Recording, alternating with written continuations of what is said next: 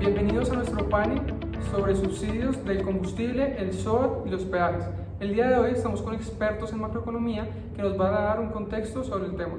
Estamos con Nicolás, Brian y Mateo. Bueno, Nicolás, por favor, danos un contexto de lo que pasa en el país en cuanto a los subsidios al combustible, al SOAT y al petróleo.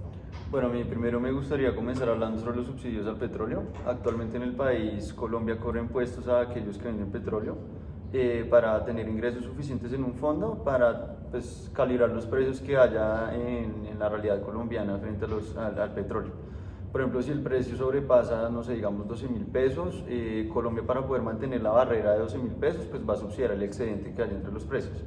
Dado esto, como Colombia no siempre tiene los precios muy bajos, el fondo ha estado fondeando estas diferencias como a lo largo de 10 años, lo cual ha dejado actualmente una deuda de 15 billones de pesos frente al gobierno con Ecopetrol, por ejemplo, porque Ecopetrol es un gran aliado para estos subsidios. Y realmente esto se está manteniendo a lo largo del tiempo, lo cual lo tiende a hacer un poco insostenible. Y Colombia en este momento está tratando de subsidiar el 57% del valor de la gasolina y el 70% del diésel, pues lo cual es bastante caro, y como se ha dado cuenta el contexto colombiano, pues los precios están que suben y no paran. Nicolás, muchísimas gracias. Ahora nuestros dos expertos nos van a explicar esto cómo afecta al país en términos macroeconómicos. Bueno, ahora continuando con las implicaciones macroeconómicas, tenemos acá un plano de curva de ISLM en una economía abierta y pequeña como lo es Colombia. Entonces, continuando con lo que había dicho mi compañero Nicolás, va a haber un incremento en el gasto debido a que el gobierno va a tener que financiar los subsidios. ¿Estas qué implicaciones tienen? Como sabemos, la oferta IS representa los bienes y servicios. Entonces, por el aumento en el gasto, vamos a tener un aumento en la IS y por consecuente, nuestra curva IS se va a mover hacia la derecha. Implicaciones de este movimiento. Esto significa que nuestra tasa de cambio nominal va a bajar. Esto significaría que nuestra moneda se evaluaría mucho más. Y además, estaríamos más dados a importar porque nuestra moneda es mucho más rentable. Nuestro nivel económico va a seguir completamente igual, por lo tanto la producción no va a cambiar. Y pues para cerrar esto, se dice que en el gobierno de Petro se quiere disminuir este gasto poco a poco para que así la curva Y se vaya volviendo a sus niveles normales. Muchísimas gracias, Mateo. Ahora, Nicolás, cuéntanos qué pasa con el SOAT.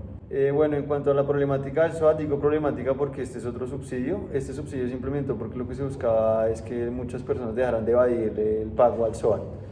Actualmente lo que se propone es que se subsidie 50% del valor del SOAT, específicamente a motos de menos de 200 centímetros cúbicos, taxis y microbuses y pequeños motores de transporte. Eso es una problemática, puesto que se necesitarían alrededor de 2 billones de pesos adicionales sobre el presupuesto nacional para poder solventar estos nuevos gastos que el gobierno intentaría implementar. Nicolás, muchísimas gracias. Ahora nuestros expertos nos explican las implicaciones macroeconómicas. Listo, entonces para tratar de explicar un poco qué es lo que pasa con el SOAT, con la reducción del 50% que es subsidiada, lo que nos decía Mateo también se cumple acá, y es que el gasto va a aumentar porque de algún lado el gobierno tiene que pagar esa reducción del precio del SOAT, pero lo que pasa acá es que eso proviene de un aumento de los impuestos, que no se ve acá reflejado, pero si nosotros la expandimos un poco más, nos damos cuenta de que, por ejemplo, el consumo depende también de los impuestos, porque al final lo que una persona en su vida común y corriente consume es el ingreso que tiene menos los impuestos que paga. Entonces, si aumentan los impuestos, va a disminuir el consumo. Eso hace que entonces la curva vuelva y se mueva hacia adentro. Sin embargo, es mucho más grande el movimiento del gasto porque es directo y no está como complementado por alguna otra parte. Por lo tanto, aunque se mueve hacia afuera, vuelve y se mueve hacia adentro, pero queda como en un punto medio. Eso quiere decir que los impuestos el subsidio al SOAT lo que hace es que sí nos va a depreciar, sí nos va a apreciar, sí va a disminuir la tasa de cambio, pero como esto proviene financiado de un impuesto, el efecto va a ser mucho menor. Brian, muchísimas gracias.